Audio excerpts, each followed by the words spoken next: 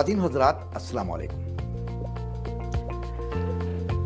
Prime talk with Mirza Yasin bag के साथ Mirza Yasin bag हाजिर हैं। ये प्रोग्राम हम वक्तन फ़वक्तन करते हैं और उस वक्त करते हैं जब कोई एक अहम मौजू हमारे हाथ लगे और फिर उस अहम मौजू पर गुफ्तगू के लिए कोई माहिर मेरे साथ मौजूद हो। आज मेरे मेहमान हैं जनाब डॉक्टर बुलंद इकबाल साहब, बुलंद पाया अदीब, दानिश्वर, अफसाना निगार भी हैं, नावल निगार भी हैं और गुफ्तगू की कई किताबें वो भी आ चुकी हैं।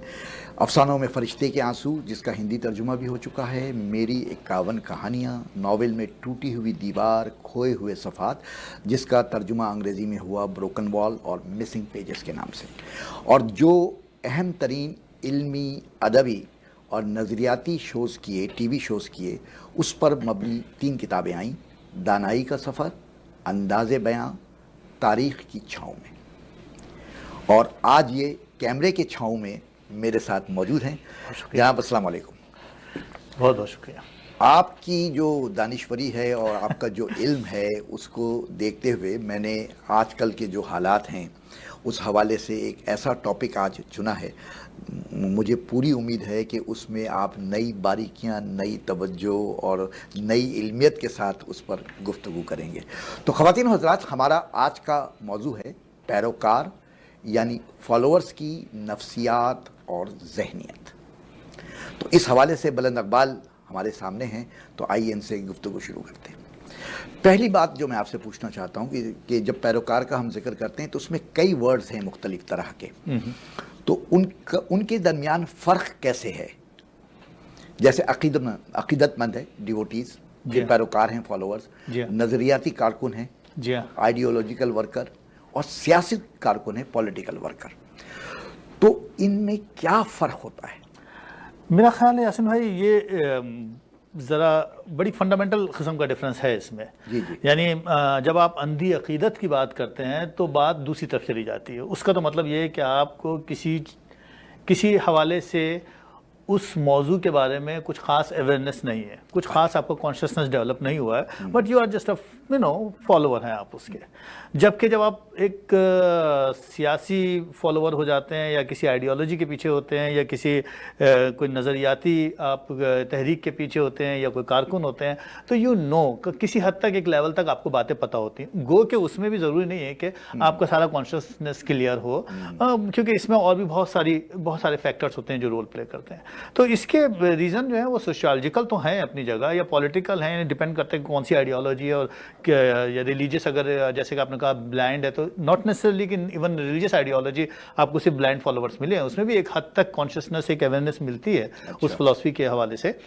लेकिन जो फंडामेंटल जो एक कंपोनेंट है वो मुझे लगता है कि सब में सेम है। यानी अगर हम उसका बायोलॉजिकल कंपोनेंट देखें, या उसका हम साइकोलॉजिकल कंपोनेंट देखें, या उसका हम सोशियोलॉजिकल फंडामेंटल कंपोनेंट देखें, जिसको मैं एज ए फिजिशियन कह सकता हूं कि अगर मैं ब्रेन की एनाटॉमी की बात करूं, और उसमें एक मिजाह की बात आ गई क्योंकि आपके साथ बैठा हूं तो बात तो होगी, कि हम लोग कहते हैं ना कि वो मोटी अकल का है। जी जी जी। वो मोटी अकल वाले की समझ में नहीं आएगा। यकीन माने ब्रेन के एनाटॉमी के साथ भी कुछ मसला ऐसा ही है। अच्छा। मैं मतलब वजन की बात नहीं कर रहा हूँ, मतलब मैं माइंड की बात कर रहा हूँ, फिक्र की बात कर रहा हूँ कि साहब ब्रेन का हिस्सा होता है, उसे हम प्रीफ्रंटल कॉर्टेक्स कहते हैं। अच्छा, प्रीफ्रंटल कॉर्टेक्स जो है वो देखा ये गया है कि वो अगर ये आई थी स्टडी, यूनिवर्सिटी ऑफ बेसल में हुई थी स्विट्जरलैंड में, कि प्रीफ्रंटल कॉर्टेक्स जो ब्रेन का अगला हिस्सा है, वो जिन लोगों का थिन होता है, वहां से कुछ न्यूरोट्रांसमीटर्स जिनको हम डोपामीन कहते हैं, या जिसके रिसेप्टर्स होते हैं D1 D2, वो कम पाए जाते हैं। वहां पर रिलीज कम होता है उस न्यूरोट्रांसमीटर का, और वो न्यूरोट्रांसमीटर जो है वो असल में लाइफ सेविंग न्यूरोट्रांसमीटर है।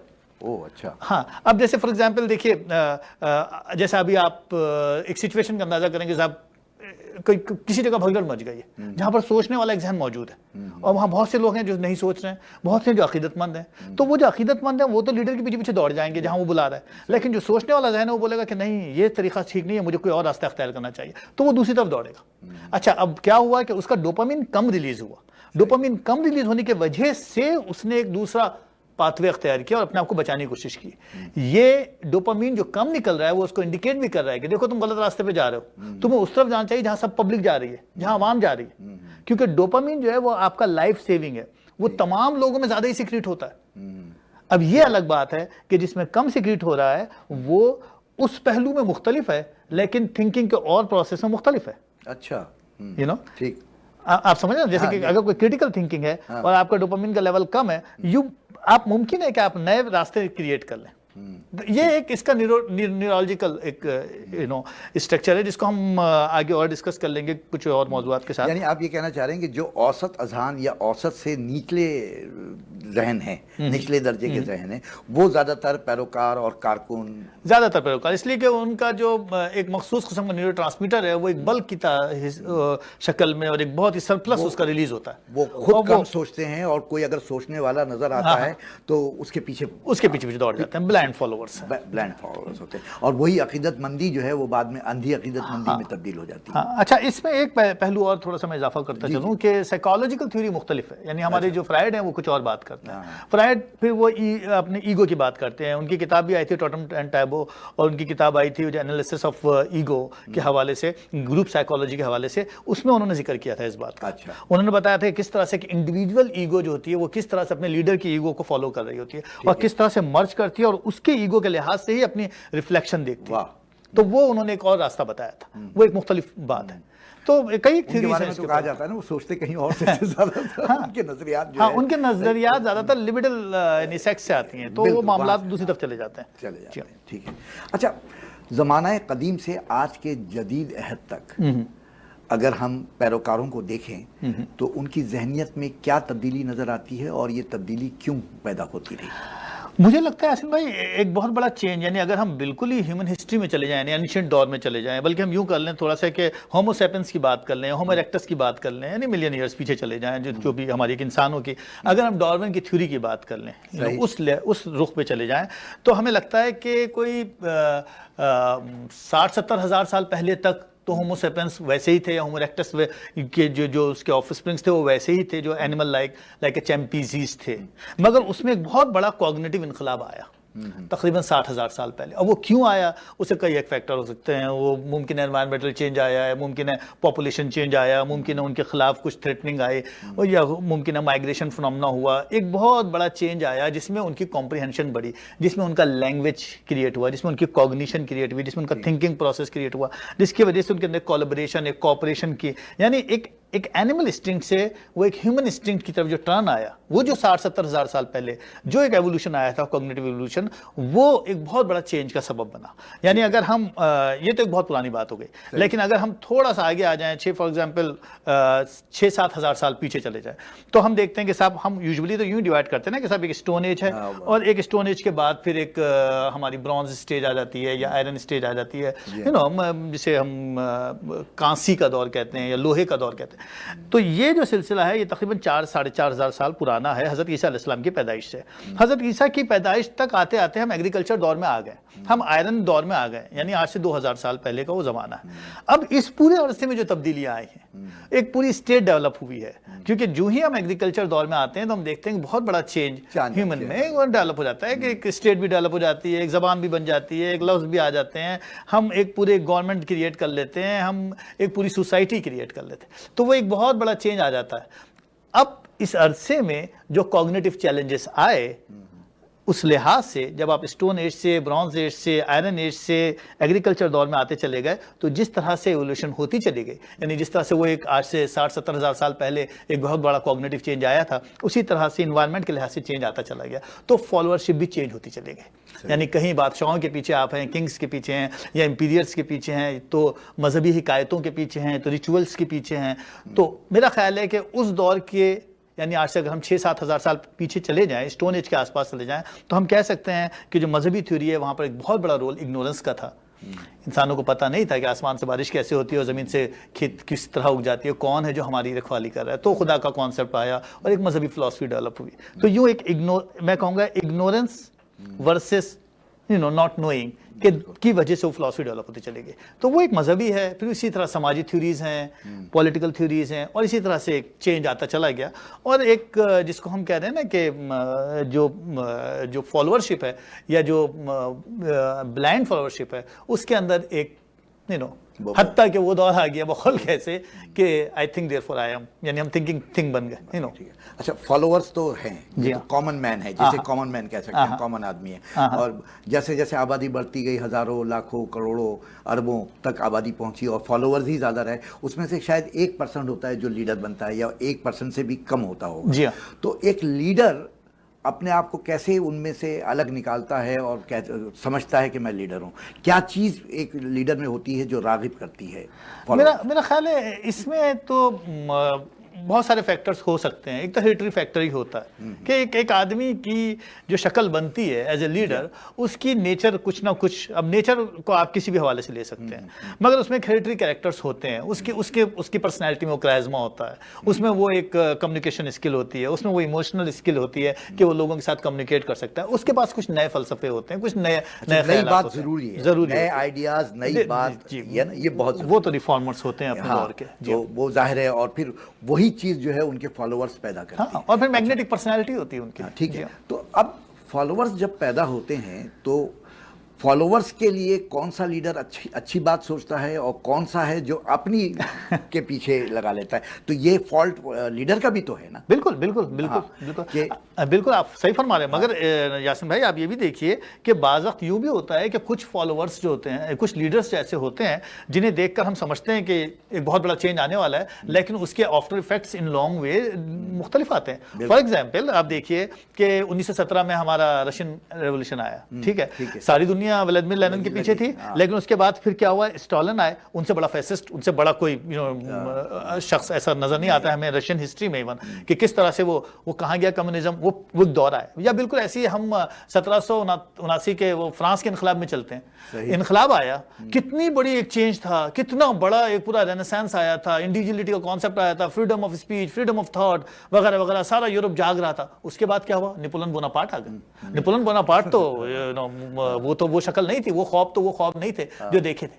اچھا, اور تو چھوڑیے, یہ ہمارے ادھر پاکستان میں, مطلب یہ بات بہت ہی کنٹروورشل ہو جائے گی, بعض لوگوں کو لگے گی, لیکن محمد علی جناح صاحب نے جس پاکستان کا خواب دیکھا تھا, ہاں, یہ وہ پاکستان, یا ایران کا دیکھیے انقلاب, چلے ہم کنٹروورسی سے ادھر نکل جاتے ہیں. امام خمینی کا جب آیا تھا تو کمیونسٹ بڑے خوش تھے کہ رضا شاہ پہلوی چلے جائیں گے, اور صاحب دیکھے, اور امام خمینی نے انہی کو ہی کھینچ دیا تھا. اور بادشاہت جانے کے بعد جو ڈیموکریسی آئی بخول کیسے, اس میں کون آیا, اس میں خمینی آیا. بالکل. اچھا, ہوتا یہ ہے کہ بالکل, ہاں, بعض اوقات یہ بھی دیکھا گیا ہے کہ ہسٹری میں کہ ایک رہنما, ایک لیڈر جو ہے, جو فلسفہ لے کر چلتا ہے, جب وہ کامیابی کے قریب ہوتا ہے یا کامیابی اس کے قدم چومتی ہے, وہ غائب ہو جاتا ہے اور کوئی دوسرا آ کے وہاں قبضہ کر لیتا ہے نا.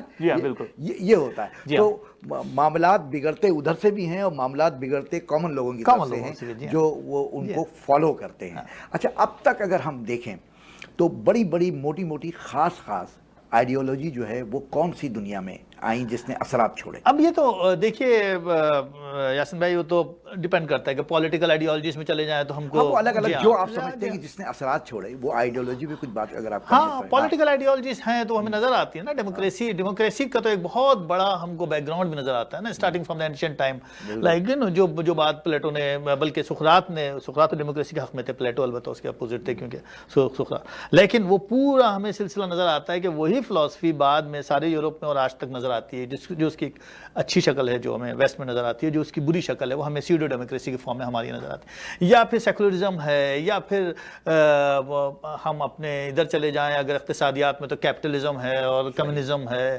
اور اگر ہم ان فلسفی کے اگینسٹ بات کرتے ہیں جب کہ صاحب یہ جو پولیٹیکل فلسفی آئی ہیں, ڈیموکریسی ہو یا کوئی بھی, اگر ہم دیکھتے ہیں کہ لوگوں کے لیے ایک بہرحال انڈائریکٹلی کنٹرولنگ سسٹم یہ تو ہمیں انارکزم نظر آتا ہے, تو انارکزم ہے.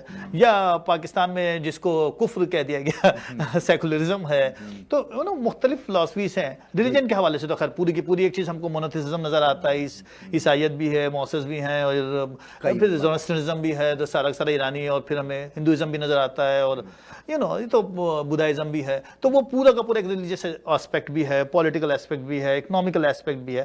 تو ایک پورا ایک براڈ ہمیں ایک شکل نظر آتی ہے جس کی پیرل ویوز چل رہی ہیں، اور انسانی ذہن. اچھا، بعض اوقات ایسا ہوتا ہے کہ جس عہد میں جو لیڈر پیدا ہوا جی اور اس نے کوئی نئی بات کی ہاں تو وہ قتل کر دیا گیا. ہاں. اس دور میں مخالفت ہو گئی. اس دور میں ایسا لگتا تھا کہ اتنا پروپیگنڈا ہوتا تھا یا جو بھی چیزیں ہوتی تھیں، کیونکہ اس وقت تو اس طرح میڈیا وغیرہ نہیں تھا، لیکن جو بھی احساسات تھے اور جس طرح اس میں اس وقت یہ نظر آتا تھا کہ یہ بڑی غلط بات کر رہا ہے جی، یہ لوگوں کو گمراہ کر رہا ہے. قتل کر دیا جاتا تھا، زہر کا پیالہ پی لیا گیا. بہت سارے لیڈروں کے ساتھ یہی ہوا.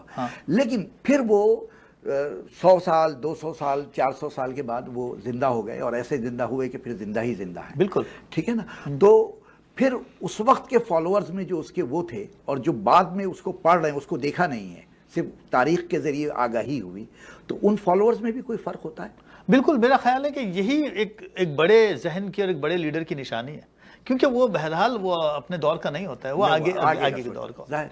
اور پھر جو اس دور کے جو کانٹمپریری اس کے عہد کے جو لوگ ہیں، وہ اس کو کیچ نہیں کر پاتے ہیں. بالکل. لیکن اس کے اثرات پھر بعد میں نظر آتے ہیں، اور پھر جو فالوورز اس کو فالو کرتے ہیں کہ وہ سمجھتے ہیں کہ ہاں یہ آدمی، جیسے فار ایگزامپل مہاتما گاندھی کی بات کر لیں. مہاتما گاندھی کی نظر تو ہوگی نا، ایسا تو نہیں کہ وہ کوئی وہ بہت جہاندیدہ آدمی تھے. وہ جانتے تھے کہ ویتنام میں کیا ہو رہا ہے، وہ جانتے تھے کہ چائنا میں ماؤ زیڈونگ کیا کر رہے ہیں، وہ جانتے تھے وہ ولادمیر لینن کیا کر رہے ہیں. ان کے سامنے ساری وائلنٹ ریولوشن آ رہی تھی. بہت زیادہ جانتے تھے کہ قائد اعظم کیا کر رہے ہیں، محمد علی جناح کیا کر رہے ہیں. لیکن وہ آدمی وہیں بیٹھا ہوا نان وائلنس کی بات کر رہا ہے. یعنی اس نے بالکل ہی الٹا رخ اختیار کیا. یہ کتنا بڑا رسک ہے جو اس نے لیا ہے.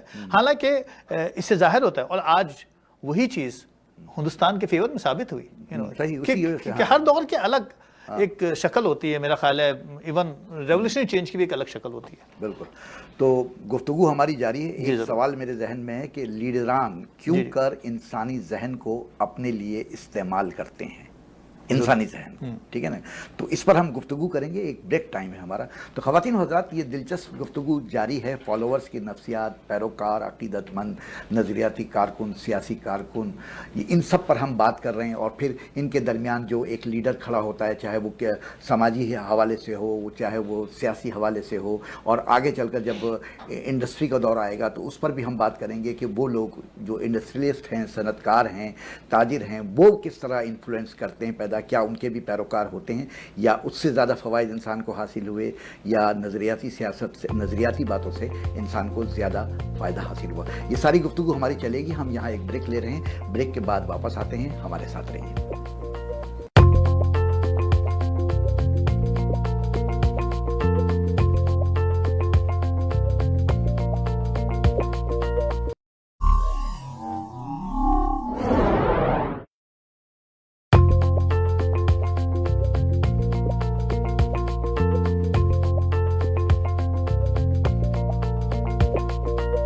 خواتین و حضرات، ایک بریک کے بعد میں اپنے پروگرام پرائم ٹاک میں دوبارہ حاضر ہوں. آج میرے مہمان ہیں بلند اقبال صاحب، بڑے مقبول اور ممتاز دانشور، ادیب، ناول نگار، افسانہ نگار، اور بڑی علمیت رکھتے ہیں. کتابیں تیزی سے پڑھ کر سمجھ لینا، میں نے جتنا بلند اقبال کو اس کینیڈا میں دیکھا ہے، بہت کم لوگوں کو دیکھا ہے. میں 20 سال سے تو میں ان کو یہاں سے جانتا ہوں. تو جیسے گرو ہوئی پہلی کتاب سے لے کے اب تک، تو مجھے بڑی خوشی ہوتی ہے آپ نے جس طرح اپنا سفر کیا ہے اور اپنے آپ کو آگے بڑھایا ہے. تو گفتگو آج ہماری ہو رہی ہے پیروکاروں کی نفسیات پر، اور اس حوالے سے میں نے بریک پہ جانے سے پہلے آپ سب کو بتایا تھا کہ میں ان سے یہ پوچھنا چاہ رہا ہوں کہ لیڈران کیوں کر انسانی ذہن کو استعمال کرتے ہیں. اب ظاہری بات ہے، اس کے علاوہ تو کوئی راستہ ہے نہیں. جو سمجھدار ہوتے ہیں وہ جانتے ہیں کہ کیا کمزوریاں ہیں اور کیا خوبیاں ہیں. اور فالوورز جو ہیں وہ میسز ہیں. سچی بات تو یہ ہے کہ وہ میسز ہیں، اور میسز کا مطلب سلینگ ورڈ میں بہت سے مطلب نکلتے ہیں، کیونکہ وہ سوچتے نہیں ہیں. صحیح. کیونکہ وہ نالج نہیں رکھتے ہیں چیزوں کے بارے میں، کیونکہ ان کا کانشیس اتنا ڈیولپ نہیں ہوتا. لیڈر جو ہوتے ہیں وہ بہرحال جانتے ہیں. اب یہ اٹ آل ڈیپینڈس کہ وہ لیڈر جو ہے وہ آیا کہ واقعی ایک اچھا انسان بھی ہے کہ نہیں. اگر وہ اچھا انسان ہے, اگر وہ واقعی خود انڈیویجولس کے لیے بھی اور کلیکٹیولی پورے اپنی قوم کے لیے بھی یا اس پرٹیکولر آئیڈیالوجی کے لیے بھی آنیسٹ ہے, تو یقیناً اور اگر مینیپولیشن کی بات آئی دے سکتے ہیں کہ کچھ وہ جہاں انسانی ذہن کو اچھی طرح سے لیڈران نے استعمال کیا اور وہاں جہاں انہوں نے اس کو اس سے جو ہے وہ اپنا کام نکالا. جی ہاں بالکل, ایسے 100 مثالیں ہیں. جیسے مثلا ہم فلسطین والے مسئلے پہ یاسر عرفات کو دیکھ لیجئے, یا نیلسن منڈیلا کو ہم افریقہ جا کر دیکھ لیتے ہیں. وہاں پر بھائی بہرحال بلیکس کے ساتھ پرابلمس آئے ہوئے تھے. وہاں پر وہ جو ورلڈ وار ہوئی تھی, اپنے برٹشرز جو تھے فلسطین والے معاملے کے اوپر, برٹشرز نے وعدہ کیا ہوا تھا کہ وہ جو زمین ہے وہ 4 لوگوں سے تو وعدہ کیا ہوا تھا انہوں نے بیک وال عربوں سے بھی وعدہ کیا ہوا تھا کہ ہم آپ کو دیں گے, پھر انہوں نے مسلمانوں سے بھی وعدہ کیا ہوا تھا, پھر انہوں نے یہودیوں سے بھی وعدہ کیا ہوا تھا, اور فرانس سے بھی وعدہ کیا ہوا تھا, اور آخر میں فرانس کے حوالے کر دیا, اور وہ پورا ٹکڑا جو ہے وہ آج تک تو وہ ایک ڈسپیوٹ کا ریزن بنا. تو کہنے کا مطلب ہے کہ مگر اسی جگہ پر پھر ہم دیکھتے ہیں یاسر عرفات جیسا آدمی پیدا ہوتا ہے, اور پھر جو بھی اس کی جدوجہد وہ نظر آتی ہے, اور کس طرح سے وہ چیزیں ایک مخصوص رخ تک کو لے کے جاتا ہے. اب یا نیلسن منڈیلا پہ آ جاتے ہیں. نیلسن منڈیلا کی 27 سال جیل میں گزر گئے. اب بلیکس کے لیے ان کا جو رول ہے وہ سامنے آ جاتا ہے. تو کہنے کا مطلب یہ ہے کہ یہ تو وہ لیڈر ہیں جو جینون لیڈر, چاہے وہ کیوبا کے جنہوں نے اپنے لوگوں کو دھوکہ دیا ہے, ہاں کیوبا کے چیک گوانا ہے, وہ جینون لیڈر ہے, کیونکہ وہ دیکھ رہے تھے کہ کس طرح سے لاطینی ادھر امریکہ کے ان تمام علاقوں کے اندر کیسے یہ سرمایہ نظام پرابلمس کریٹ کر رہا ہے. تو وہ ایک کمیونسٹ انقلاب لانا چاہ رہے تھے, اور وہ آل اوور دا, لیکن بعد میں وہ بڑے مطلب خونریزی وغیرہ کی خونریزی بھی ہوئی, سب کچھ ہوا, سارے معاملات ہوئے, مگر بہرحال آدمی جینون تھے. مارے گئے اپنے اس پورے اس میں, کامیابی ہوئی ناکامی ہوئی وہ ایک الگ بات. مگر اگر آپ ہمارے خطے کی طرف آئیں تو بدقسمتی سے پرٹیکولرلی پاکستان میں اس معاملے میں بڑی بدنصیبی رہی ہے. ہمارا دامن بہت تار تار ہے, اور وہ ابھی تک ہے. وجہ اس کی کیا ہے؟ وجہ اس کی یہ ہے کہ شاید ہمارے یہاں وہ کھادی نہیں ہے جس کے اندر ایک کوئی ایسا جینون آدمی وہ خلقے سے پیدا ہو. اچھا, کہا یہ جاتا ہے کہ ہمیں اس بارے میں بات کرنے کا حق نہیں ہے کیونکہ ہم زمین چھوڑ کر بیٹھے ہوئے ہیں, اور میرا خیال ہے یہ بات بھی کلیئر ہو جانی چاہیے کہ زمین چھوڑنے کا مطلب جو ہے وہ بھی اب کئی معنی رکھتا ہے. صحیح. آپ کا اس بارے میں کیا خیال ہے؟ میں آپ سے پوچھنا چاہتا ہوں. نہیں, میں آج صرف آپ کے خیالات سن رہا ہوں, آج میں صرف آپ کے خیالات سن رہا ہوں, کیونکہ ہم جیسے لوگ جو ہیں وہ نیشنلزم کو اور ریلیجنزم کو ہم ان کو آئیڈیالوجی, ہم ان آئیڈیالوجیز کو آئیڈیالوجی کے فارم میں دیکھتے ہیں. ہم سمجھتے ہیں کہ وہ دور گزر گیا 18ویں 19ویں صدی کے یا پرانے دور کے, جب آدمی سن آف سوائل کہلاتا تھا. سن آف سوائل بھی اب وہ سن آف سوائل نہیں رہا, اب نہیں رہا, کیونکہ اب دور جو ہے وہ بدل گیا ہے. اب ہجرتیں اتنی ہو گئی ہیں, دنیا گلوبل ولیج بن گئی ہے, سب چیزیں جو ہے تو وہ بات دوسری ہے. اب اگر ہم دیکھ رہے ہیں, بلکہ میں کہتا ہوں کہ جو لوگ ڈسٹینس سے دیکھ رہے ہوتے ہیں, جن کا ان سے کچھ لینا دینا نہیں ہے, یعنی ہم بنائن قسم کے لوگ ہیں, ہماری کوئی لالچ نہیں ہے, لیکن ہماری بلانگنگ ہے, ہمارا ایک ایموشنل کنیکشن ہے, تو ہماری نظر ممکن ہے کہ سب سے زیادہ نان بایاس ہو.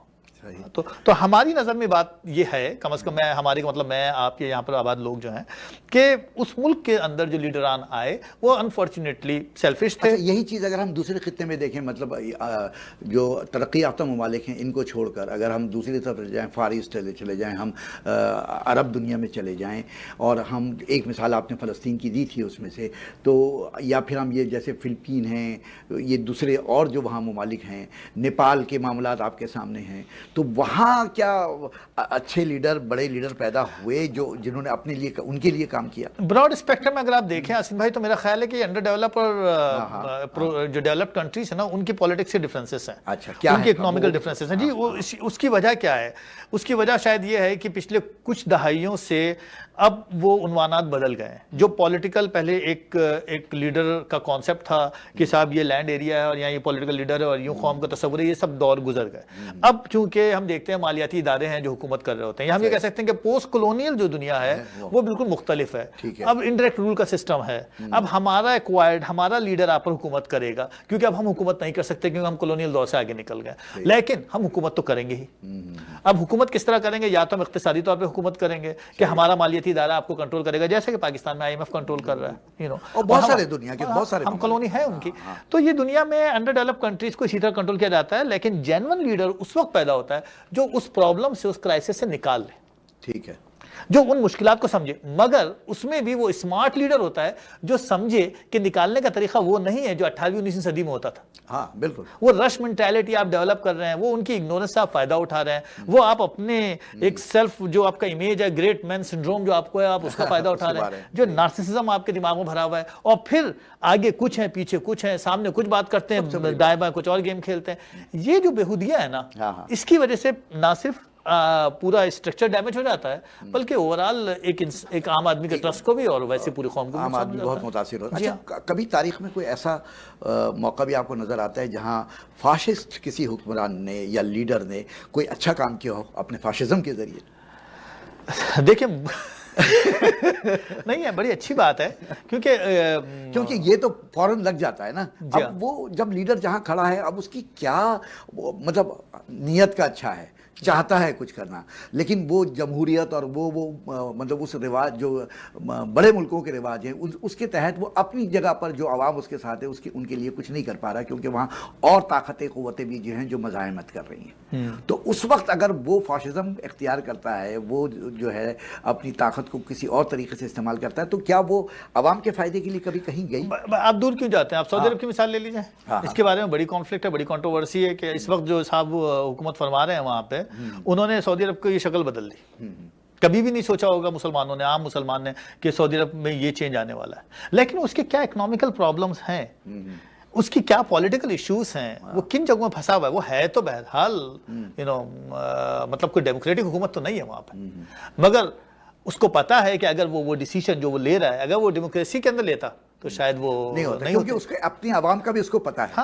ٹھیک ہے نا. اور پھر ایک وہاں سے سلسلہ چلا ہے. ابھی میں گیا تھا تو میں وہاں جا کر بہت سارے لوگوں سے میری ملاقاتیں ہوئیں اور میں نے خود وہاں کے مختلف شہر دیکھے، تو مجھے لگا کام بہت اچھا ہو رہا ہے. اب بہت اچھا ہو رہا ہے. دیکھیے عورتوں کو انہوں نے باہر نکال دیا ہے، وہ بھی جاب کر رہی ہیں. پہلے 3 عورتیں گھر میں بیٹھی ہیں اور 1 سیلری آتی تھی. اب اگر وہ ہر ایک کو بھی جو ہے یعنی ابھی وہاں منیمم 6000 ریال ہے تنخواہ، تو وہ 2 عورتیں اور گھر سے نکل رہی ہیں تو گھر میں خوشحالی آ رہی ہے ایک طرح سے. تو اس سے میں نے دیکھا کہ عوام اب خوش ہے اور اتنے بڑے بڑے پروجیکٹس وہاں چل رہے ہیں کہ ایسا لگتا ہے کہ 10 سال کے بعد یہ دوسرا امریکہ ہوگا مسلمانوں کا، اسلامی امریکہ ہوگا. مجھے جو فیل ہوا، جو چیز میں نے محسوس کی ہے وہاں دیکھ کر کہ یہ چیز اور پھر جو لوگ مجھے ملے، وہ کوئی جو ہے وہ بینک میں ہیں، کوئی فائنینشیل اس میں ہیں، کوئی جو ہے کسی اور جگہ کام کر رہے ہیں، انجینئر ہیں، ان سے جو باتیں ہوئی تو وہ لوگ خوش ہیں. وہ کہتے ہیں کہ اب جو ہے بہت اگر آپ 10 سال پہلے آتے اور 10 سال کے بعد اب آتے تو آپ کو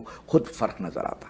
اور یہی بہت سارے جب میں نے وہ چیزیں لکھی ہیں تو جو لوگ پہلے وہاں گئے تھے انہوں نے مجھے کہا کہ یار یہ تو ٹوٹلی آپ مختلف بات کر رہے ہیں. جی ہاں.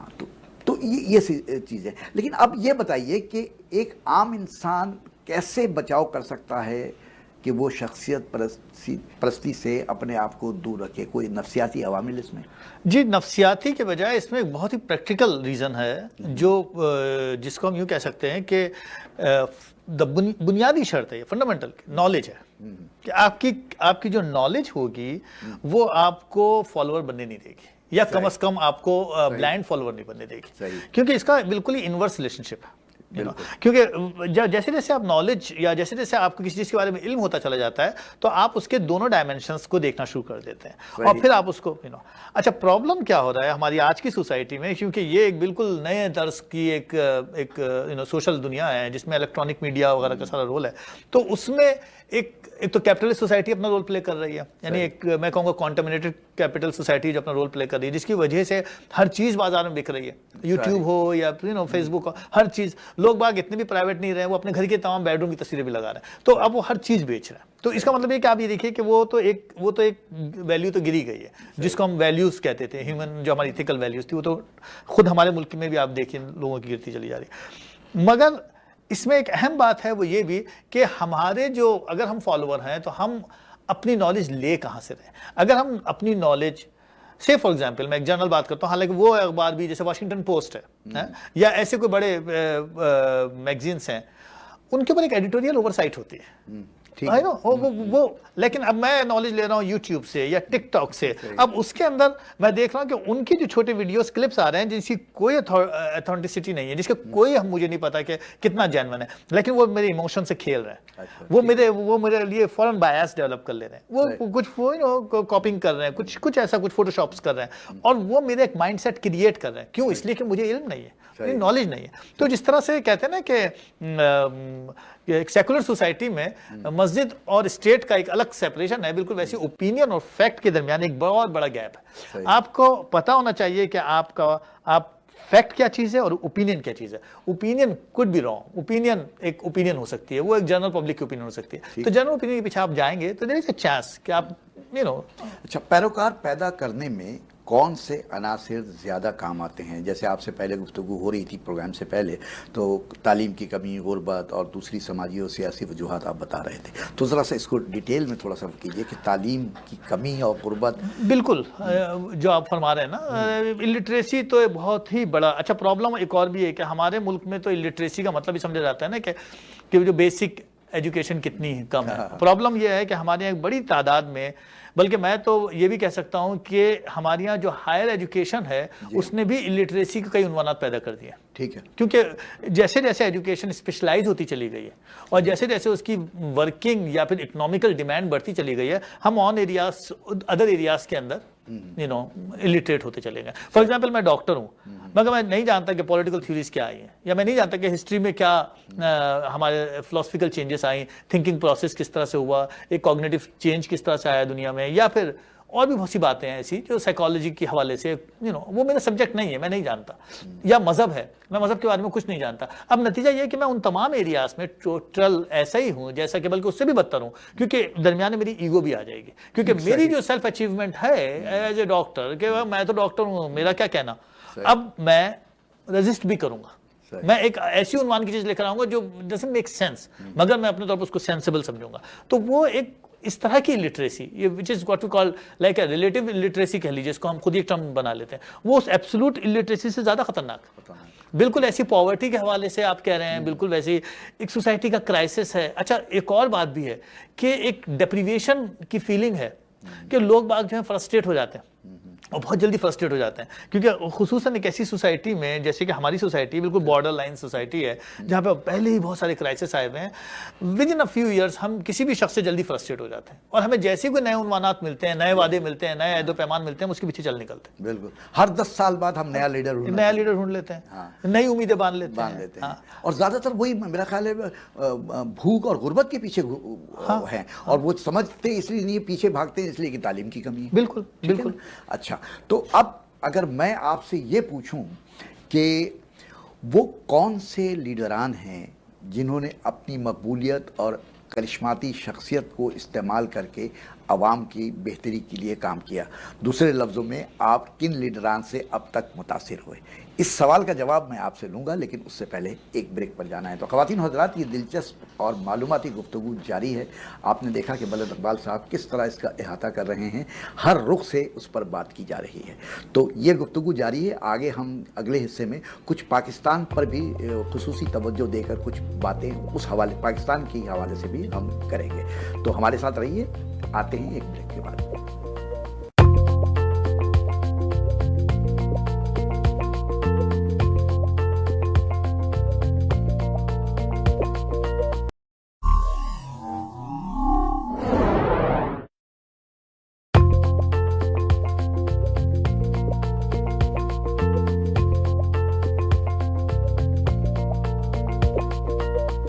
خواتین و حضرات, پرائم ٹاک اور آپ کا میزبان مرزا یاسین بیگ. آج ہم ایک بہت اہم ٹاپک پر گفتگو کر رہے ہیں, اور میرے ساتھ شریک گفتگو ہیں ڈاکٹر بلند اقبال صاحب, جنہوں نے بہت اہم ٹاپک باتیں بتائی ہیں اس ٹاپک پر کہ پیروکار کی نفسیات اور ذہنیت کیا ہوتی ہے, اور پیروکار کیسے شخصیت پرستی کی طرف مائل ہو جاتا ہے, اسے نکالا کیسے جا سکتا ہے, اور جب شخصیت پرستی پیدا ہوتی ہے تو وہ ایک لیڈر کو جو پہلے کچھ اور سوچتا رہا ہے وہ اپنی اس میں جو ہے شخصیت میں کھو جاتا ہے, اور اپنے آپ کو بہت بلند اور بالا سمجھ کر پھر وہ فیصلے کرنے لگتا ہے جو شاید اس نے جب وہ لیڈر نہ بنا ہو تو اس وقت اس نے نہ سوچا ہو. تو یہ بھی تو ہے نا کہ لیڈر بھی تو گمراہ ہو جاتا ہے جب آپ بہت زیادہ اس کو پوجنے لگتے ہیں. وہ ڈیفینیٹلی اگر لیڈر جو ہے وہ اس کی فاؤنڈیشن سیمنٹڈ نہیں ہے اور اس کی گروتھ پراپر نہیں ہوئی ہے یا اس کا علم کہیں کچھ کمزوریاں اس کے اندر رہ گئی, اور انسان ہے بھائی, انسانوں میں تو کمزوریاں رہ جاتی ہیں, مگر لیڈر میں اگر کمزوری رہ جائے تو اس کے نقصانات زیادہ ہو جاتے ہیں. پورے زیادہ بہت زیادہ ہو جاتے ہیں. تو آپ کے نزدیک جو سوال ہم نے وہاں چھوڑا تھا کہ وہ کون سے لیڈران ہیں اب تک جن سے آپ متاثر ہوئے؟ دیکھیے یہ سوال کو آپ نے بہت اچھا سوال کیا, لیکن اس کا جواب پرابلم ہے میرے لیے. کیوں؟ اس لیے کہ میرا اپنا انداز جو سوچنے کا ہے وہ ہے تھوڑا سا, میں کریٹیکل ذہن کا آدمی ہوں, تو مجھے ہر دور کا وہ تھنکر جس کے اگینسٹ کوئی نیو فلسفی ڈیولپ ہوئی ہے وہ مجھے اٹریکٹ کرتا ہے. تو بتائیے, یہ عجیب پرابلم ہے میرے ساتھ. فار ایگزامپل اگر میں ریلیجن کے حوالے سے بات کرتا ہوں تو اب ریلیجن میں اگر میں اینشینٹ ریلیجن کی پرانی روایتوں کی بات کرتے کرتے اچانک موسیس کو دیکھتا ہوں تو موسیٰ علیہ السلام میرے ہیرو بن جاتے ہیں. لیکن جیسے ہی عیسیٰ علیہ السلام آتے ہیں اور وہ موسیس کے اندر کچھ چینج لے کر آ جاتے ہیں, ہے نا, تو میرے لیے عیسیٰ پھر عیسیٰ علیہ السلام گزرتے ہیں, محمد صلی اللہ علیہ وسلم آتے ہیں, وہ ایک نئی تھنکنگ دیتے ہیں, ایک نئی بات کرتے ہیں, تو میرے لیے پھر وہ ایک اپریسیشن کا ریزن بن جاتے ہیں. تو ہر دور کا ایک نیا جو بالکل ایسی, جیسے فار ایگزامپل اگر ہم فلسفی کی دنیا میں چلے جاتے ہیں, اب میں کہاں تو میں سقراط کے پیچھے کھڑا ہوں, سڈنلی میرے سامنے پلیٹو آتے ہیں تو میں بولتا ہوں یار یہ تو پلیٹو نے ایک الگ ہی بات کر دی, ایک الگ طرح کی فلسفی دی. پھر جناب وہاں ان کے ساتھ شاگرد آتے ہیں ارسطوٹل, وہ ان کو چیلنج کرتے ہیں, میری بات اور ہو جاتی ہے. اب میرے لیے پلیٹو پیچھے ہٹ جاتا ہے, اب ارسطو میرا ہیرو بن جاتا ہے, پھر میں آگے نکل جاتا ہوں. تو میرے لیے ہر دور میں اب آگے نکل کے کہاں پہنچے آپ وہ بتائیے مجھے. سچی بات تو یہ ہے کہ میں مطمئن نہیں ہوں, مگر میں فرائڈ کے کانسیپٹ سے متاثر ہوں کیونکہ انہوں نے چیلنج کیا مذہب کے سارے کانسیپٹس کو. ٹھیک ہے, میں نیتشے سے متاثر ہوں کیونکہ انہوں نے چیلنج کیا ساری فلسفی کو, حتیٰ کہ ارسطو سقراط کو بھی انہوں نے کر دیا. ٹھیک ہے, نیتشے نے مذہبی اخلاقیات کو چیلنج کر دیا کہ یار بات ہم ایتھیزم کی کر رہے ہیں اور اخلاقیات ہم مذہب کی لے کے آ رہے ہیں, ڈسریگارڈ اٹ. اور ایک نئی اخلاقیات ماسٹر اور جو ایک ایتھکس ہے وہ رکھ دی انہوں نے سامنے لا کے.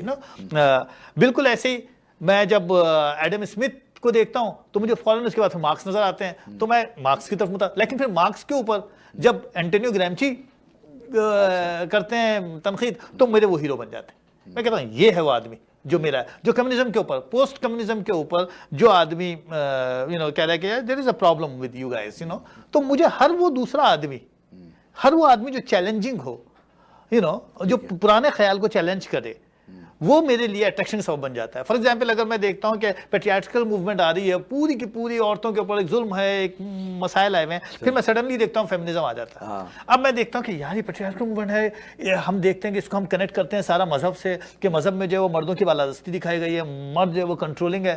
پھر سڈنلی میرے سامنے وہ آ جاتی ہیں الزبتھ اسٹینٹن, وہ کہتی ہیں یہ رکھی وومنس بائبل, تمہاری جو بائبل ہے وہ مردوں کی ہے, یہ ہے وہ بائبل جو عورتوں کی ہے. اب وہ عورت میرے لیے اٹریکشن کے سبب بن جاتی ہے. کیوں؟ اس لیے نہیں کہ میں کرسچینٹی سے انکار کر رہا ہوں, کیونکہ وہاں پر کرٹک آ گئی. اب یہ جو نئے سوچنے کے پہلو ہیں, میں سمجھتا ہوں کہ ایز اے تھنکنگ اس طرح یہ تھوڑا کر کے آپ نے سب اپنے اندر ہاں, تو یہ کوگنیشن ڈیولپ کہیں کسی جگہ پر مذاہب کی کوئی خوبی آپ کو نظر آتی ہے؟ مذاہب کی خوبی میرا خیال ہے کہ ایک مخصوص ایرا تک تو ہم اس کو کاؤنٹ کر سکتے ہیں, مگر آج کے دور میں مذاہب جو ہے اس کی ویلیو اس طرح کی رہی نہیں ہے, وہ جو اس کی ہونی چاہیے. آج کے دور میں مذہب کا کیا کردار ہونا چاہیے؟ کوئی کردار ہونا چاہیے یا مذہب کلچرل پارٹ تو ٹھیک ہے, culture part like kind of like ایک مخصوص قسم کے جو کلچر ایکٹیویٹیز ہیں اس کے لحاظ سے اچھا ہے, کیونکہ وہ کوہیسنس ڈیولپ کرتا ہے, کیونکہ وہ ایک فیملی بانڈنگ ڈیولپ کرتا ہے. یا اگر فرض کریں کہ شادی کا کانسیپٹ ہے, اگر شادی کا کانسیپٹ ہے اور اگر لوگ کپل کی فارم میں رہ رہے ہیں تو اس میں مذہب ایک طرح کا ایک مقدس رشتہ پیدا کر دیتا ہے, وہ اچھا ہے. ٹھیک ہے, تو کیونکہ شادی خود ایک کلچرل ایونٹ ہے, تو کہنے کا مطلب یہ کہ کلچرل پارٹ مجھے اٹریکٹ کرتا ہے, مگر جو بلیف پارٹ ہے یا جو اس کی فلسفی ہے اس پر میری ریزرویشن ہے, بالکل ویسے ہی جیسے کہ بلیف پارٹ میں کچھ حصہ, بہت سارے حصوں کو نکال کر ٹھیک ہے وہ اچھے نہیں ہیں, درست نہیں ہیں, لگتا ہے ایسا, تو کچھ پارٹ ایسے ہیں جہاں سے کچھ روحانیت ٹائپ کی کوئی چیز انسان لے کر اپنے آپ کو ایک وہ کر سکتا ہو, دیکھیے مطمئن کر سکتا ہو, سیٹسفائی کر سکتا ہو اپنے آپ کو. ہاں, اگر آپ اس کانشسنس کو اگر آپ فیک کانشسنس کہنا چاہ رہے ہیں, اگر آپ بہت ہی جینونلی اور بالکل کلیئرلی بات کرنا چاہ رہے ہیں, تو دیکھیے فیک کانشسنس سے اگر آپ کی سیٹسفیکشن ہوتی ہے تو 100 بسم اللہ لیجیے, میں نے 100 بسم اللہ کا لفظ استعمال کر لیا, ٹھیک ہے, تاکہ کور اپ ہو جائے. لیکن اگر آپ ریئل ورلڈ میں رہتے ہیں اور آپ سمجھتے ہیں کہ نہیں صاحب مجھے فیک کانشسنس نہیں چاہیے, ریئلٹی ہی چاہیے, تو پھر بہتر ہے کہ مجھے اس سے نہ تو اطمینان ہوگا اور نہ ہی میں میٹا فزکس کو اور نہ ہی اس اوشین فیلنگ کو میں تنہائی ایکسیپٹ کا جو کروں گا. کانسیپٹ آ جاتا ہے کہ انسان تنہا ہو گیا وہاں، تو وہاں کیا مذہب کام نہیں آتا، خدا کا نام کام نہیں آتا؟ وہ بالکل ایسے ہی کام آتا ہے جیسے کہ اگر آپ سمجھتے ہیں کہ آپ کے فلاں بھائی کام آ جائیں گے لیکن این وقت پہ وہ کام نہیں آتا یا فلاں کریڈٹ کارڈ کام آئے گا لیکن جیسے آپ کریڈٹ کارڈ ڈالتے ہیں اور اس میں سے کچھ بھی نہیں نکلتا. اگر آپ اس عرصے تک خوش رہنا چاہتے ہیں تو پھر سو بسم اللہ. خوش رہے. اچھا، تو اب ذرا سا بات کرتے ہیں تھوڑا خاص پاکستان کے حوالے سے، کہ جو پاکستان کی سیاسی پارٹیاں اب تک 70 سال میں ہمارے سامنے آئی ہیں، کیا وہ سیاسی پارٹیوں کی تاریخ پر پورا اترتی ہیں؟ ہرگز نہیں اترتی ہے. وہ سیاسی پارٹیاں ہیں ہی نہیں. اچھا، اگر کیا ہیں وہ سیاسی پارٹیاں اگر وہ ڈیموکریسی کے اوپر ہے تو ڈیموکریسی پارٹی نہیں، اس لیے کہ اس میں لیگیسی فیملی پوری ڈائنیسٹی نظر آتی ہے، ناٹ لیگیسی ڈائنیسٹی نظر آتی ہے. تو فیملی ڈائنیسٹی کے اندر ڈیموکریسی کا کانسیپٹ ہی نہیں ہے تو وہ وہاں پر جب پولیٹیکل پارٹی میں الیکشنز نہیں ہوتے ہیں. پولیٹیکل پارٹی کے کچھ ایجنڈاز ہوتے ہیں، کچھ نظریات ہوتے ہیں. کسی بھی پولیٹیکل پارٹی کا کوئی نظریہ ہی نہیں ہے پاکستان میں. آپ کوئی بھی مسلم لیگ ہو، پیپلز پارٹی ہو، یا انصاف کی ابھی آج کل عمران خان کی پارٹی ہو، انصاف وغیرہ، ان تمام پارٹیز کی کوئی آئیڈیالوجی نہیں ہے. کوئی آئیڈیالوجی نہیں. کیا یہ لوگ کس لیے آ رہے ہیں؟ رولنگ کلاس ہے یہ اصل میں صرف اور صرف رول کرنا چاہتے ہیں، کیونکہ یہ اصل میں پاور گیم ہے کہ پاور میرے پاس آ جائے، پاور گیم کا حصہ اور میرے پاس پیسے آ جائیں. جی ہاں، یہی دو چیزیں ہیں. جی ہاں، تو انہوں نے اڈاپٹ کیا ہے اس پورے ایک کریکٹر کو جس کو آپ اور عوام ہر دفعہ جو ہے ایک لیڈر 10 سال 15 سال کے بعد بدل کے پھر آتی ہے کہ امید لے کر کے شاید اب ہمارے لیے کچھ ہو جائے. یہ بیسیکلی اولیگارچی ہے جو ہماری پریکٹس ہو رہی ہے. ہماری ڈیموکریسی تو نہیں پریکٹس ہو رہی ہے نا. ہمارے یہاں تو ایک پرٹیکولر گروپ ہے لوگوں کا جو ایرسٹوکریٹس کا، جو پولیٹیکل لیڈر کی فارم میں، یعنی کیونکہ فیڈرلسٹ ہیں تو انہوں نے پولیٹیکل لیڈر بن کے کیپچر کر لیا ہے طاقت کو ود دی ہیلپ. پھر یہ جو پیروکار ہیں، ان کے پیچھے چلنے والے ہیں، چاہے سیاسی کارکن بھی کہہ لیں آپ، تو ان کو ان کے مسائل سے نکالنے کے لیے، پاکستان کے حوالے سے میں بات کر رہا ہوں، کوئی آپ کے ذہن میں حل ہے کہ کیا کیا جائے؟ ایجوکیشن، تعلیم. دیکھیں پتہ ہے جس وقت عمران خان آئے تھے نا تو میں اس ایک آدمی کے صرف ایک چیز کے پیچھے میرے لیے ایک تھوڑا سا سافٹ رویہ تھا. وہ یہ تھا کہ اس آدمی نے دنیا دیکھی ہوئی ہے تو یہ کوئی بنڈل نہیں مارے گا، یہ جینون ہوگا کم از کم کچھ لہجے میں، خصوصاً ایجوکیشن کے حوالے سے. کیونکہ جب اس نے ایک جملہ کہا تھا تو میں آپ سے سچ کہہ رہا ہوں، حالانکہ میں عمران خان وغیرہ کے بہت جلدی میرا وہ سب ٹوٹ گیا، بہت جلدی، مطلب ود ان فیو منتھس میں سمجھ میں آ گیا کہ نہیں یار یہاں کچھ بھی نہیں رکھا ہوا، یہ خالی ڈھول ہے. پرابلم کیا ہوا جب انہوں نے کہا نا ایجوکیشن، کیونکہ میں خود سمجھتا ہوں کہ ایجوکیشن ہی ہے جو ہمیں سب کچھ نواز سکتی ہے. ہماری عوام کا مسئلہ اس وقت سب سے بڑا اویئرنیس کا. لیکن وہاں تو لیڈران کبھی آتے ہی نہیں ہیں کہ قوم کو جو ہے تعلیم دی جائے. جی ہاں، وہ جان بوجھ کے اگنور کرنا چاہتے ہیں. ہاں، ایجوکیشن بنا دیے گئے جو پرائمری اسکول. انہوں نے کہا تھا کہ ہم اپنے اسکول کو، اپنے مدرسوں کو چینج کر دیں گے، ہم ان کو باہر کی دنیا کے کریکولم کے قریب لے آئیں گے. اور وہ آسان تھا، اس کے لیے بجٹ نہیں ضروری تھا، اس کے لیے پیسہ ضروری نہیں تھا. اس کے لیے تو اگر یہ باہر کے ملکوں کے ہم جیسے لوگوں سے بھی کہتے تو ہم رات دن کام کرتے بالکل اور کنیکٹ کر دیتے اس کو. اور ایک زمانے میں جب الطاف حسین صاحب بہت پاپولر ہوئے تھے اس وقت میں ان کے پاس گیا تھا، میری ان سے بہت ملاقاتیں رہی اس دور میں، کیونکہ صحافی تھا تو صحافی کے حوالے سے، اور پھر میں تھوڑا سا ان سے متاثر بھی تھا ابتدا میں. لیکن میرا بھی بہت جلدی جو ہے نا وہ سارا سب ختم ہو گیا. ہاں ختم ہو گیا. تو اس وقت میں نے ان سے کہا تھا، یہ مطلب اس وقت عظیم طارق بھی بیٹھے ہوئے تھے وہاں پہ، الطاف حسین بھی تھے، اور ایک صحافی تھے جنہوں نے ان پر کتاب لکھی تھی، خالد اطہر. تو وہ اپنی کتاب اس وقت ان کی چل رہی تھی قسطوار، تو اس کے لیے وہ بھی بیٹھے ہوئے تھے. یہ سب گواہ ہیں کہ اس وقت میں نے ان سے کہا تھا کہ اگر آپ ایک جو ہے چھوٹی انڈسٹری جو ہے، گھریلو انڈسٹریز شروع کریں کراچی میں، تو یہ ایک بہت بڑا کام ہوگا. آپ لوگ دوسرے کام کر رہے ہیں، اگر اس کے لیے مجھے وقت دینا پڑا میں فری وقت دوں گا. میں بہت وہ ہوں، معمولی سا آدمی ہوں، لیکن تنخواہ میں سے جو میں دے سکا میں وہ بھی لا کے دوں گا. لیکن یہ کام آپ کیوں نہیں شروع کرتے؟ تو جب میں نے زج کیا ان دونوں کو بار بار، تو وہ کہہ لیں گے وہ عظیم طارق. میں نے کہا ابھی بیٹھے ہوئے عظیم طارق بھی بیٹھے ہوئے، عمران فاروق بھی بیٹھے ہوئے، تو آپ لوگ کچھ مجھے بتائیں تو صحیح کہ کچھ ایسا کام کیا جا سکتا ہے. تو یہ عظیم طارق کے منہ سے الفاظ تھے جو گواہ ہیں، اگر ان کو یاد ہے وہ سب چیزیں. خالد اطہر کے پاس میں بھی گیا تھا ملنے، تو میں نے ان کو یاد دلایا تھا. تو وہ کہتے ہیں کہ اگر ہم ان کو جاب دے دیں گے تو پھر ہمارے پیچھے کون آئے گا؟ پیچھے کون آئے گا؟ یہ ہمارا بہت لوور کلاس کا مائنڈ سیٹ ہے. ہم اسی طرح سوچتے ہیں. بالکل. یہ ہمارے لیڈر. اچھا، اس سے ہٹ کے دیکھتے ہیں ہمارا پڑوسی ملک ہے، تو کیا وہاں شخصیت پرستی اور پیروکاری موجود نہیں ہے؟ جیسے مہاتما گاندھی تھے، اس کے بعد نہرو آئے، اندرا گاندھی آئے، اب نریندر مودی ہیں، تو وہاں بھی شخصیت پرستی اور پیروکاری آپ کو نظر آتی ہے؟ 100% ہے سر، مگر دیکھیے اس میں فرق ہے. فار ایگزامپل اگر آپ مودی صاحب کی بات کرتے ہیں تو مودی صاحب جو ہیں وہ وہی پاپولسٹ لیڈر ہیں جیسے کہ آپ کو یہ ملتے ہیں، ٹرمپ صاحب مل جاتے ہیں، یا پاکستان میں عمران خان مل جاتے ہیں، یا وہاں ایریزونا میں ایریزونا کہہ رہا ہوں، وہ جو کون سی جگہ ہے، مطلب کہنے کا یہ ہے کہ یہ پاپولسٹ لیڈرز کا دور ہے، اور مودی صاحب نے بھی وہی کچھ کیا جو مطلب ایک پولرائزیشن ڈیولپ کری ہندو اور مسلمانوں کے درمیان، اور جو کچھ بھی کرائسس ڈیولپ کیا اس کے نتیجے میں ہندوستان کا ایک جنرل پورا امیج ساری دنیا میں خراب ہوا، اور جس طرح سے اس کی سیکولرزم. لیکن کیا اندرا گاندھی وغیرہ آپ کے نزدیک بہتر تھیں؟ انہوں نے کچھ کیا؟ بہرحال ان کی وجہ سے ہندوستان ایک نئی شکل میں سامنے تو آیا. مطلب اگر ہم اس حوالے سے دیکھیں تو نہرو کا رول تو ہے اپنی جگہ، ہم یہ کہہ سکتے ہیں کہ وہ یہ پرابلم تو ان کی وجہ سے آئی. اچھا، وہاں کے پیروکار بھی ہماری پاکستان کے پیروکاروں کی طرح ہے؟ مائنڈ سیٹ تو عوام کا ایک ہی ہوتا ہے. وہی ہے نا. جی ہاں. اچھا، پھر اس کے بعد ہم آتے ہیں بنگلہ دیش کی طرف. جی ہاں. تو شیخ مجیب الرحمان 42 سال ہو گئے، اس کے بعد وہاں موروثی سیاست چلی، شیخ حسینہ آ گئی، اب ان کی ایک چھوٹی بہن شیخ ریحانہ بھی سامنے ہیں. لیکن کیا ان تینوں نے وہاں کے عوام کو کچھ دیا؟ اگر بنگلہ دیش بنا تو کیا آپ کہیں گے کہ بڑا لیڈر تھا شیخ مجیب؟ دیکھیں، میں اس معاملے میں آپ کی بات سمجھ رہا ہوں، لیکن ہم پیورلی یہ نہیں کہہ سکتے کہ صاحب دس از دا اونلی ریزن کہ فیملی ڈائنیسٹی ہے جو کہ پرابلم.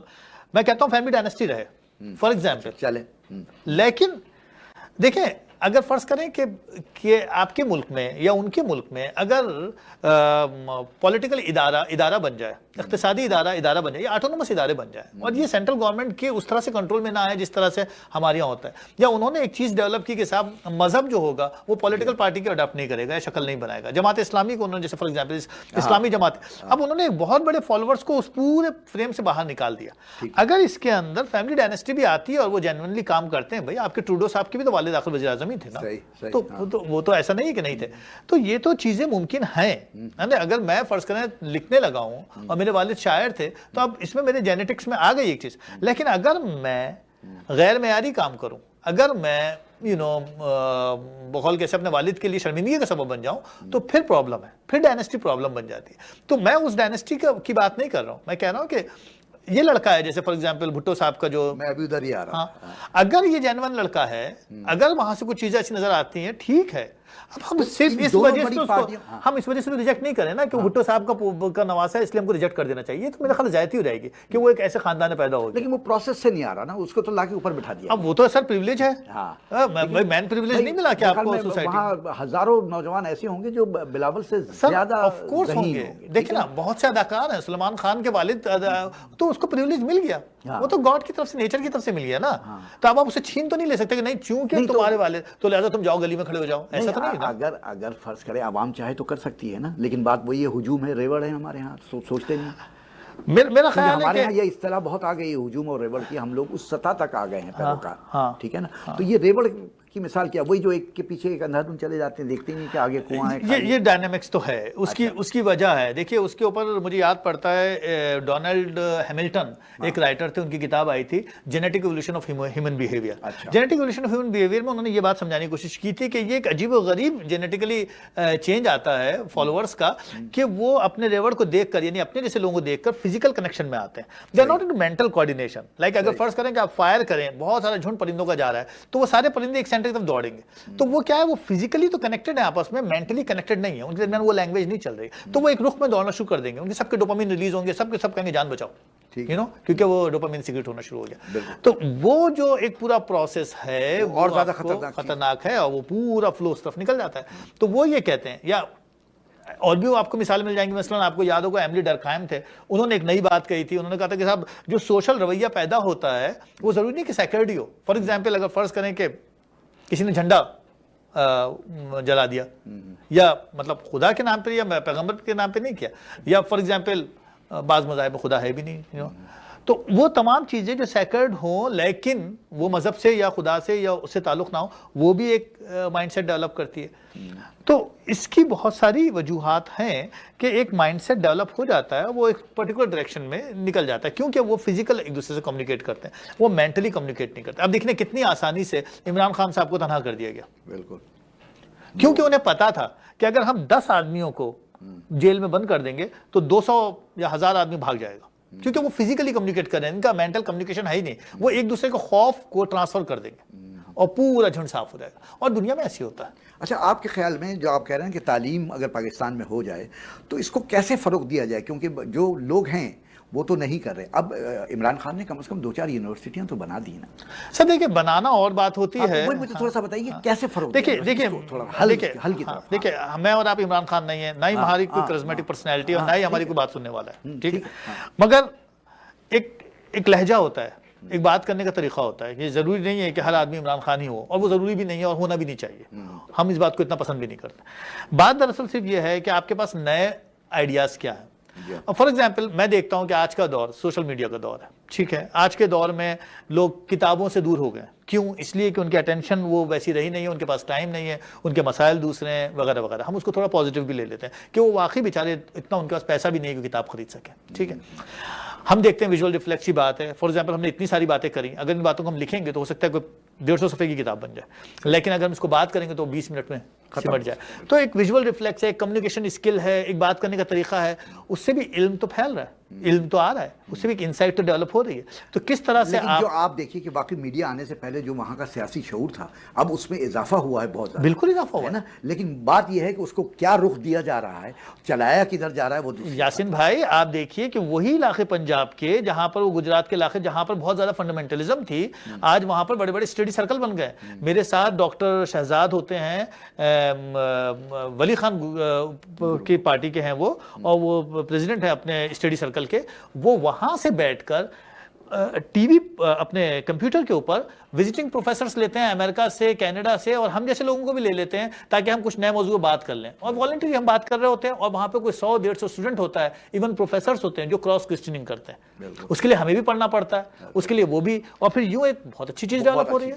بڑا مائنڈ سیٹ ڈیولپ. ہم کوشش کر رہے تھے کہ آج کے پروگرام میں کچھ اچھی چیزیں آ جائیں, کچھ بات بن جائے, کچھ بات بن جائے, تو لیکن اب پروگرام کا وقت ختم ہو رہا ہے. سوالات اور کچھ تھے, لیکن میں اس کے بجائے ایک سوال پوچھتا ہوا, مختصر سا جواب لیتا ہوا آپ سے پروگرام کو اپنے اختتام تک پہنچاؤں گا.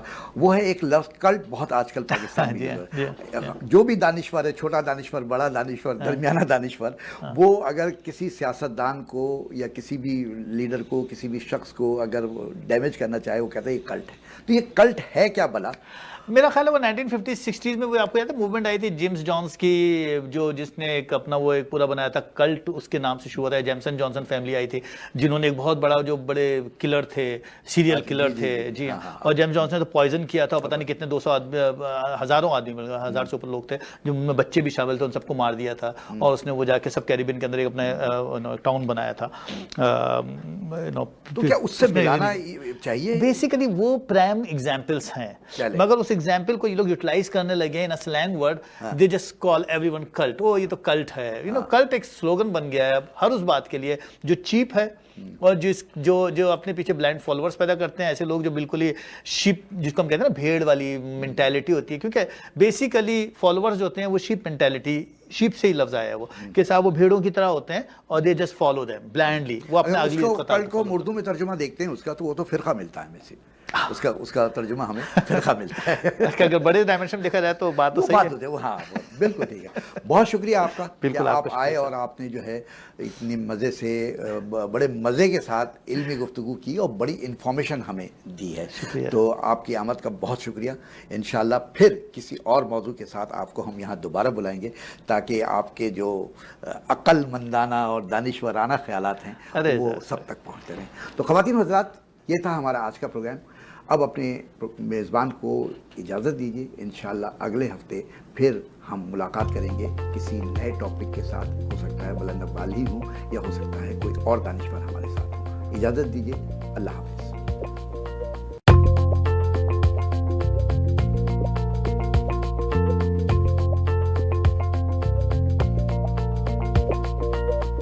HK Movers, home, offices, apartments and delivery, big or small, we move it all. HK Movers. Local and long distance, we also ship cars, Keller transport and moving services. For service with a smile, give us a call. Call Mr. Harminder 416-524-6704. 416-524-6704 पे.